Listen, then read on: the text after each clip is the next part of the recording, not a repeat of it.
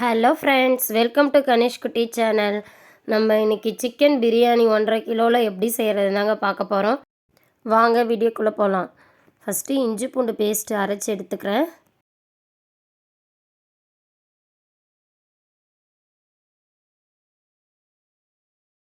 ஒரு பாத்திரத்தில் தேவையான அளவு எண்ணெய் சேர்த்துக்கிட்டேன். பட்டை, லவங்கம், ஏலக்காய் இதெல்லாம் சேர்த்துருக்கேன். சேர்த்துட்டு பச்சை மிளகா ஒரு 7-8 சேர்த்துருக்கேன். சேர்த்துட்டு வெங்காயம் 1/2 கிலோ கட் பண்ணி வச்சுருக்கோம். அதையும் சேர்த்து நல்லா வதக்கிக்கலாங்க.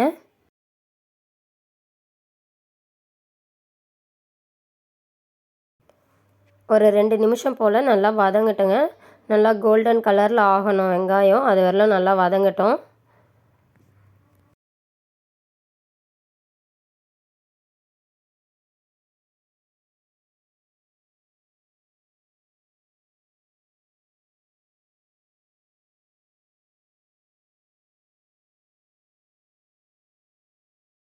நல்லா வதங்கிடுச்சுங்க. நம்ம இந்த டைமில் அரைச்சி வச்ச இஞ்சி பூண்டு பேஸ்ட்டு சேர்த்துக்கலாம். சேர்த்துட்டு நல்லா மிக்ஸ் பண்ணிக்கலாங்க.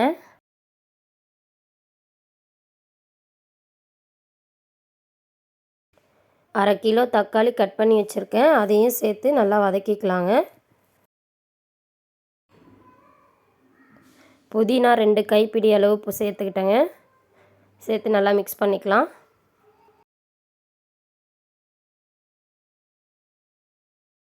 ரெண்டு ஸ்பூன் தனி மிளகாய் தூள், 1 ஸ்பூன் பிரியாணி மசாலா, இதெல்லாம் சேர்த்து நல்லா வதக்கி விட்டுக்கலாம். ஒரு 3 நிமிஷம் போல் நல்லா வதங்கட்டும். அதுக்கப்புறம் நம்ம தண்ணி சேர்த்துக்கலாங்க. வதங்கிடுச்சு. இந்த டைமில் தண்ணி சேர்த்துக்கலாம். நான் சிக்கன் வேக வச்ச தண்ணியே நான் சேர்த்துக்கிட்டேன். நல்லா மிக்ஸ் பண்ணி விட்டுக்கலாங்க. நான் சிக்கன் வேக வைக்கிறப்பவே கொஞ்சம் உப்பு சேர்த்துக்கிட்டேன். மறுபடியும் இப்போ கொஞ்சம் உப்பு சேர்த்துக்கிறேன்.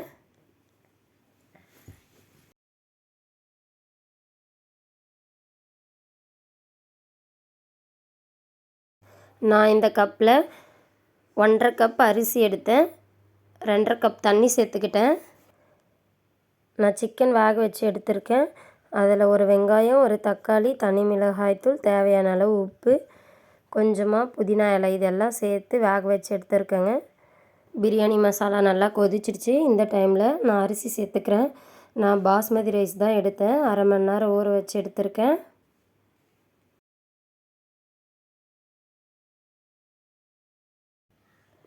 நல்லா மிக்ஸ் பண்ணி விட்டுக்கலாம். மிக்ஸ் பண்ணிவிட்டு ஒரு 5 நிமிஷம் போல் அப்படியே இருக்கட்டும். நான் கடைசியாக தான் சிக்கன் சேர்க்க போகிறேன்.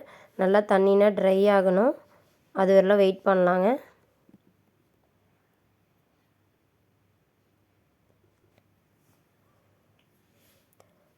நல்லா ட்ரை ஆகிடுச்சு. தண்ணினா இழுத்துருச்சு. இந்த டைமில் நம்ம சிக்கனை சேர்த்துக்கலாம். லைட்டாக நம்ம மிக்ஸ் பண்ணி விட்டுக்கலாம்.